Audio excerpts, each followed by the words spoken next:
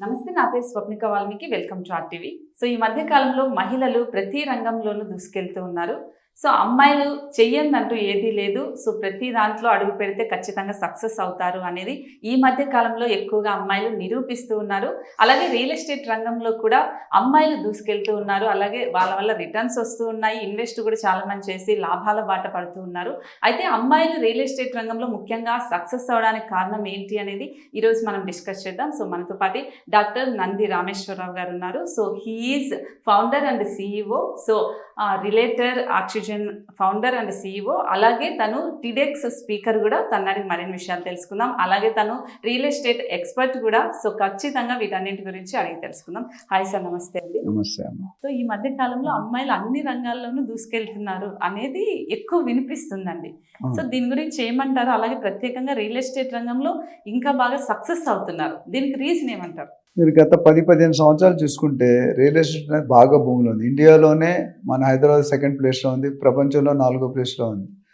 అందరూ చూపు కూడా హైదరాబాద్ని గ్లోబల్ రియల్ ఎస్టేట్ డెస్టినీగా చూస్తున్నారు. అంటే ఇన్వెస్ట్మెంట్కి పెట్టింది పేరు హైదరాబాద్. హైదరాబాద్లో లేదు, మీరు మొత్తం వరల్డ్లో ఎక్కడికి వెళ్ళినా బిర్యానీ అని ఉంది కదా, ఎక్కడ గుజరాత్ బిర్యానీ, వైజాగ్ బిర్యానీ ఉండదు. మొత్తం ప్రపంచంలో ఏ హోటల్కి వెళ్ళినా హైదరాబాద్ బిర్యానీ అని ఉంటుంది. అది హైదరాబాద్ వాళ్ళ ఒక ఫెమిలియారిటీ. సో ఈ పొటెన్షియల్ ఏంటంటే, ఒకప్పుడు అగ్రికల్చర్ మీద బాగా సంపాదన, మనం పుట్టినప్పుడు చిన్నప్పుడు 30-40-50 ఇయర్స్ బ్యాక్ అగ్రికల్చర్ మీద సంపాదన 90%. తర్వాత మెల్లిగా మెడికల్ ఫార్మా వచ్చింది, దాని తర్వాత ఐటీ సాఫ్ట్వేర్ వచ్చింది, కంప్యూటర్స్ వచ్చాయి. ఇప్పుడు లేటెస్ట్గా ఎవరైనా కరోడ్పతి ఉన్నాడు, బిలియనర్ అంటే వాడికి రియల్ ఎస్టేట్ బ్యాక్గ్రౌండ్ ఉండి తప్పకుండా డైరెక్ట్గా కానీ ఇండైరెక్ట్గా ఉండి తీరుతుంది. ఇందులోని భాగమే మార్కెట్లో ఏమైందంటే, మేము చదువుకునేవాడు నెలకి ఒక central school, Kendriya Vidyalaya army school, మా ఫాదర్ ఆర్మీ స్కూల్, ₹1 కట్టేవాళ్ళం ఫీజు నెలకి. 10th క్లాస్లో ₹15 కట్టాం. ఇప్పుడు ఒక సంవత్సరానికి మా అబ్బాయికి 2-3 లక్షలు కడుతున్నాం. నేనే కదా, అందరూ కడుతున్నాం. సో మగవాడి సంపాదనతో సరిపెట్టుకోవడం కష్టం అవుతుంది. సో దాన్ని వీళ్ళకి చెయ్యాలని ఇష్టం లేకపోయినా అవసరం ఆలోచన నేర్పుతుంది. సో దానివల్ల ప్లస్ ఇందిరాగాంధీ దగ్గర నుండి సోనియా గాంధీ వరకు లేడీస్కి పర్సంటేజ్ పెంచుతూనే ఉన్నారు. హమ్ కిసీసే కమ్ నహీ. పెట్రోల్ పంప్ గర్ల్ దగ్గర నుండి, ఆటో డ్రైవర్ దగ్గర నుండి, స్విగ్గీ డ్రైవర్ దగ్గర నుండి, కార్ డ్రైవర్ దగ్గర నుండి, మీరు లేని ప్లేస్ చెప్పండి ఆడవాళ్ళు. ఇన్ఫాక్ట్ కొన్నింటిలో ఆడవాళ్ళే చేస్తున్నారు ఎక్కువ.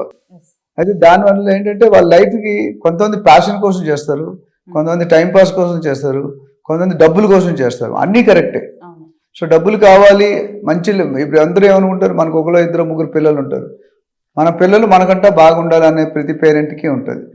సో ఆ ప్రాసెస్లో చూసుకుంటే అందరినీ కార్పొరేట్ కాలేజీలు, కార్పొరేట్ స్కూల్లో చదివించాలంటే you should earn in lakhs. 20,000, 30,000, 40,000 అనేది పాసిబిలిటీ కాదు.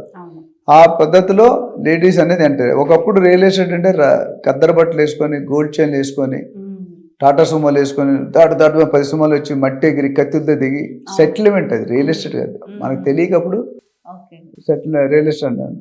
అదే బేసికలీ సెటిల్మెంట్. అది ఇప్పుడు స్లోగా ఆల్మోస్ట్ తగ్గిపోయింది. సో అన్ఆర్గనైజ్డ్గా ఉన్నప్పుడు అది, ఇప్పుడు అన్ఆర్గనైజ్డ్ అండ్ ఆర్గనైజ్డ్ రావడానికి ట్రై చేస్తున్నాం. అంటే రియల్ ఎస్టేట్ బ్రోకర్ అన్న, బిల్డర్ అన్న మార్కెట్లో ఏంటంటే degrade, especially real estate agent అన్న కన్నా డిగ్రేడ్ టర్మ్. అంటే వీడు ఏదో పనులు చేస్తాడు, చెత్త పనులు చేస్తాడు, ఒకప్పుడు మాట కరెక్ట్. అది ఈరోజు అది మొత్తం ఆ డిక్షన్. నేను మా కంపెనీలో నేను వర్క్ చేస్తుంది అప్లిఫ్టింగ్ ది బ్రోకర్స్ కమ్యూనిటీ. నా ప్రాసెస్ ఇప్పుడు దాకా నేను 20,000 మందిని లీడర్స్ని ట్రైన్ చేశాను, 1,00,000 మందిని ట్రైన్ చేసే దిశగా ముందుకు వెళ్తున్నాను, బాగా వెళ్తున్నాం. సో ఎందుకంటే ఫ్యూచర్లో రియల్ ఎస్టేట్లో $10 trillion అంటే కొన్ని 100 లక్షల కోట్లు, ఇంకా ఎక్కువ బై 2040. అట్లనే కొన్ని కోట్ల జాబులు నెక్స్ట్ 10 years రిలీజ్ అవుతున్నాయి రియల్ ఎస్టేట్లో. రియల్ ఎస్టేట్ అంటే చాలా మంది ప్లాట్లు అమ్ముకోవడం అనుకుంటారు, కాదు. ఇందులో మహిళల రోల్ అంటే పార్ట్ టైం చేసుకోవచ్చు, ఫుల్ టైం చేసుకోవచ్చు. మహిళలు ఎందుకంటే మహిళలకి OKT అంటాను, ఓపిక, కోరిక, తీరిక ఎక్కువ ఉంటాయి. ఒక్కసారి 10 o'clock సీట్లో కూర్చుంటే మళ్ళీ లంచ్ టైం దాకా లేగరు. ఇన్ఫాక్ట్ మేల్స్తో కొద్దిగా డిఫరెంట్ ఉంటుంది. టీ తాగాలి, కాఫీ తాగాలి, cigarette, what ever other. So ఆ ఫోకస్ అనేది డివియేట్ అవుతుంది. లేడీస్కి అది బాగా చేయగలరు. వాళ్ళు ఒకసారి అనుకున్నారు అంటే చేసి తీరుతారు.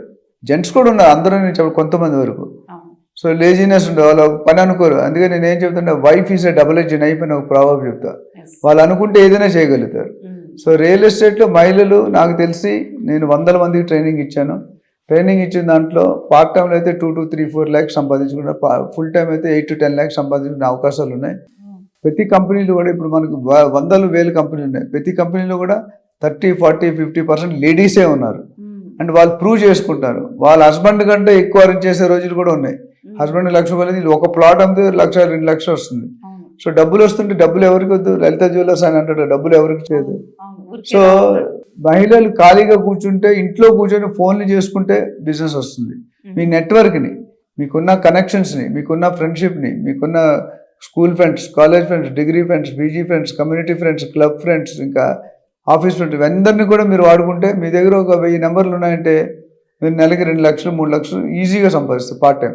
ఫుల్ టైం అంటే డెఫినెట్గా ఎక్కువ ఉంటుంది. అండ్ ఇంకోటి అంటే లేడీస్కి సెక్యూరిటీ ఉంటుందా, సేఫ్టీ ఉంటుందని. ఇప్పుడు అన్ని ప్రొఫెషనల్ అయిపోయి కంపెనీలు వచ్చే సీసీ కెమెరాస్ ఉన్నాయి. లేడీస్ అంటూ ఎన్నుకునేటప్పుడు మాత్రం ఒక 2-3 జాగ్రత్తలు తీసుకోవాలి. మంచి ప్రాజెక్ట్ని ఎన్నుకోవాలి, మంచి లీడర్ని ఎన్నుకోవాలి, మంచి బిజినెస్ చేయగలుగుతారు, లొకేషన్ డెవలప్మెంట్స్ ఉండాలి, పర్మిషన్స్ ఉండాలి. ఎక్కడ పడితే అక్కడ చేరిపోయారు అనుకోండి, మీరు ఇబ్బందుల్లో పడతారు. ఎందుకంటే మనం ఏ లీడర్ దగ్గర అయితే జాయిన్ అవుతాం, ఆ లీడర్ నీకంటే తక్కువ తెలిసి వేస్ట్, నీ దగ్గర ఆయన నేర్చుకుంటాడు.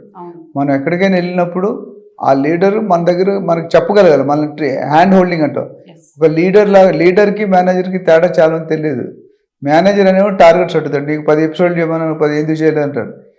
లీడర్ అనేవాడు నువ్వు ఎందుకు చేయలేకపోతున్నావు అంటాడు. There is a difference. ఆస్మాన్ జమీన్ ఫరక్ ఉంది, నక్కకి నాగులోకి అనుకున్నంత తేడా ఉంది. ఎవరైతే అలా చేస్తారో వాళ్ళు సక్సెస్ అవుతారు. Wrong leader, wrong project, wrong location అయితే మీరు అమ్మలేరు, అబద్ధాలు చెప్పి అమ్మాలి, మోసాలు చేయాలి, ట్రాన్స్పరెన్సీ ఉండదు, దీనివల్ల ఇబ్బంది పడతారు.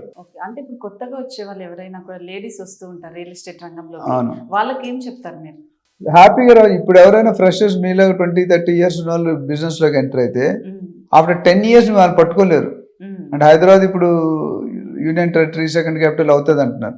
సో లేడీస్ బేఫికర్గా రావచ్చు, ధైర్యంగా చేయొచ్చు. అండ్ మీ హస్బెండ్కి, ఫ్యామిలీకి, అందరికీ, అమ్మా నాన్నకి అందరికి సపోర్ట్ చేయొచ్చు.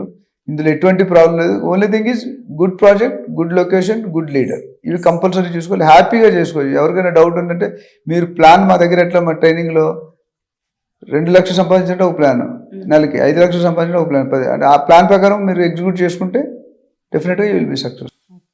Thank you sir, thank you so much, చాలా చక్కగా చెప్పారు.